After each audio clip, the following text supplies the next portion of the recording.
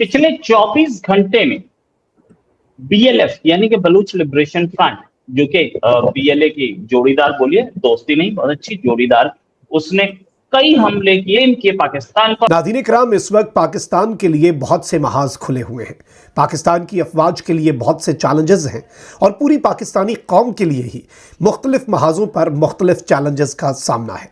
Security की बात करें तो भारत की तरफ से अभी भी किसी भी तरह के बुज़दिलाना वार का ख़तरा मौजूद है।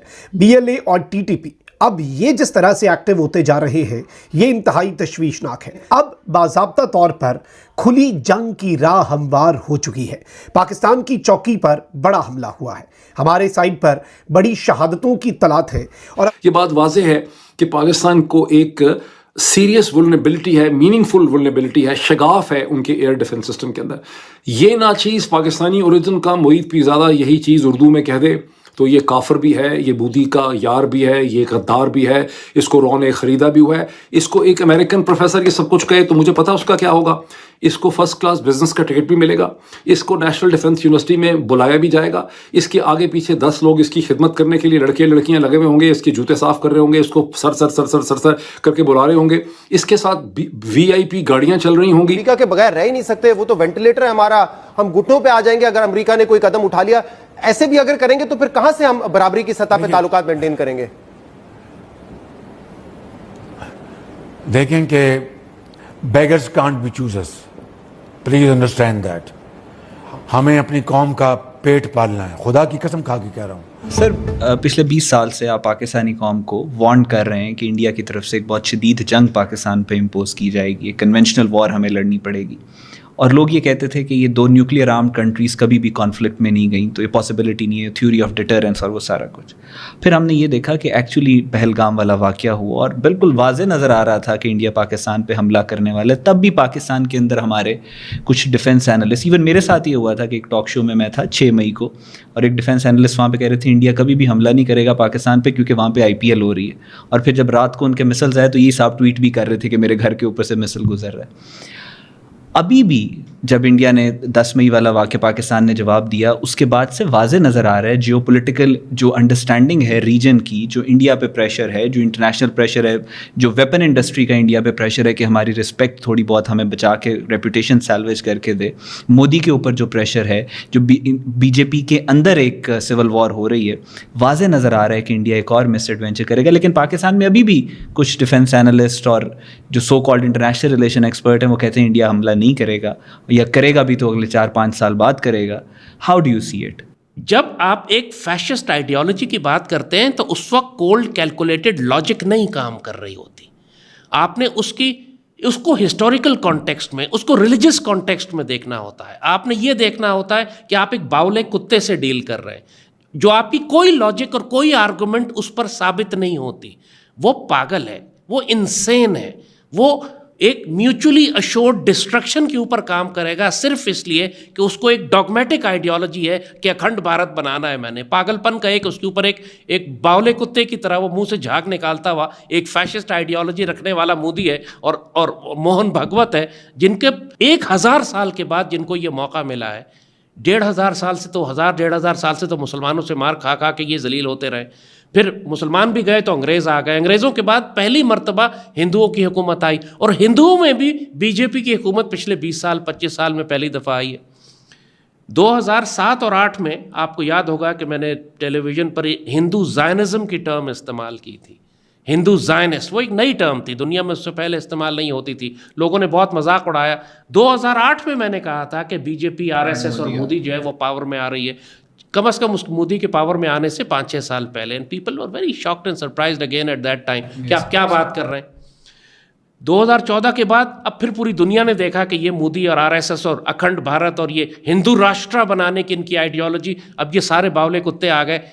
भारत के अंदर मुसलमानों की भी ज़िंदगी अजाब की हुई और कश्मीर और पाकिस्तान के ख़िलाफ़ भी इन्होंने जंग करनी ही करनी थी। जब आप एक ऐसी आइडियोलॉजी से डील कर रहे होते हैं जो 1000 साल की ज़िल्लत अपने साथ लेकर आ रही हो, तो फिर आप उसको कोल्ड मिलिट्री लॉजिक पर कैलकुलेट नहीं कर सकते। आपने उसकी मिथोलॉजी में, आपने उसकी हिस्ट्री में, हिस्टोरिकल कॉन्टेक्स्ट में, सोशल कॉन्टेक्स्ट में, आपने उसके अपने माइंडसेट में कि कितने डिरेंज्ड हैं, कितने पागल हैं, इंदिरा गांधी भी हिंदू थी, इंदिरा गांधी ने भी मशरक़ी पाकिस्तान तोड़ा, इंदिरा गांधी भी 1000 साल की जिल्लत अपने साथ लेकर बैठी थी। मशरक़ी पाकिस्तान टूटा तो उसका वो फेमस जुमला था कि हमने 1000 साल गुलामी को बे ऑफ बंगाल में गर्क कर दिया। जलील ये सारे होते हैं इस बात से, ये सबको इन्फीरियोरिटी कॉम्प्लेक्स है इस बात का कि मुसलमानों ने 1000 साल इनको कुत्ते की तरह नीचे जलील करके रखा था। तो ये, लेकिन बीजेपी वाले जो हैं they are Congress on steroids, जिसे अगर आप कहें तो आइडियोलॉजी वही है उनकी। पाकिस्तान को बीजेपी ने नहीं तोड़ा था, पाकिस्तान को कांग्रेस ने तोड़ा था, लेकिन बीजेपी वाले दे आर ऑन स्टीरॉइड। ये ज़्यादा पागल है, और इनका ये पागलपन जो है ये अल्लाह के फजल से हमारे काम आ जाएगा।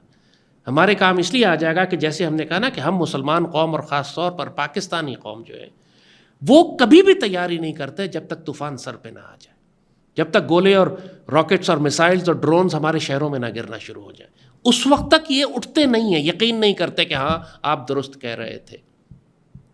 और अभी भी यही 20 साल, जैसे आपने कहा 2007 से मैं मीडिया पे हूँ, एक ही अजान दिए जा रहा हूँ। लोगों ने तो मुझे ग़ज़वा हिंद और भारत, आप ग़ज़वा हिंद ना माने इसको, आपको इंडिया के साथ एक फाइनल कॉन्फ्लिक्ट तो करना ही है। 2007 और 8 में हमने कहा था कि आखिरी लड़ाई भारत के साथ, तुम अगर कश्मीर की ज़मीन पर नहीं लड़ते हो, कश्मीर के मुसलमानों के लिए नहीं लड़ते हो, तो कश्मीर के पानी और दरियाओं के लिए तो तुम्हें लड़ना ही पड़ेगा।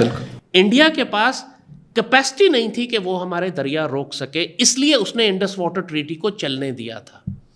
लेकिन जब उसके पास कैपेसिटी आ गई, एक मिलिटरीली अपने आप को उसने इतना स्ट्रांग कर लिया कि अपनी धमकी को वो बैक कर सका। उसने ये समझा कि जो मैं धमकी दे रहा हूँ उसके मुकाबले पे मैं फौजी ताकत लाकर भी खड़ी कर सकता हूँ।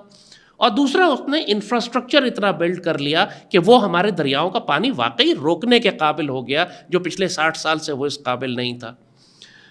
तो अब लाजमी बात है कि जब मोदी ने ये एडवेंचर किया, और इस एडवेंचर से भी पहले बिल्कुल आखिरी 2-3 महीने में तो हम बिल्कुल ही रेड फ्लैग लेके खड़े हुए थे कि अब तो ये बिल्कुल ही आने वाला है। और जो पिछले 20 साल से ये तैयारी कर रहा था, जिस किस्म की डिप्लॉयमेंट थी, जिस किस्म की वेपन एक्विजिशन थी, जिस किस्म की ट्रेनिंग थी, और सबसे बढ़कर जिस किस्म का रिटोरिक था, जो नैरेटिव ये बिल्ड कर रहे थे, बिल्कुल वाज़ेह बात थी कि किसी भी लम्हे कोई भी फॉल्स फ्लैग करके ये पाकिस्तान में दाखिल हो जाएंगे।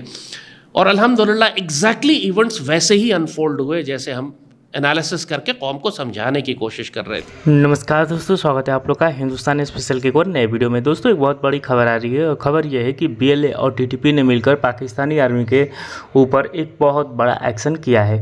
दोस्तों, जब से ऑपरेशन सिंदूर को जो है वो स्थगित किया गया है, हालांकि ऑपरेशन सिंदूर ख़त्म नहीं हुआ है, उसके बाद लगातार TTP और BLA पाकिस्तानी आर्मी के पीछे पड़ चुकी है। अभी कुछ दिन पहले ही बस एक एक्सीडेंट में जो है वो लोगों को मारा गया, और वहाँ पर लगातार पाकिस्तानी आर्मी को भगाने की BLA कोशिश कर रही है। बलूचिस्तान लिबरेशन आर्मी जो कि BLA है, उसने साफ कह रखा है कि हमें एक आज़ाद बलूचिस्तान चाहिए, और इसके लिए सबसे पहले हमें पाकिस्तानी आर्मी को भगाना होगा। और इसीलिए लगातार पाकिस्तानी आर्मी के खिलाफ ऑपरेशन TTP और BLA मिलकर कर रही है। दोस्तों, पाकिस्तानी आर्मी अब बुरी तरीके से फंस चुकी है।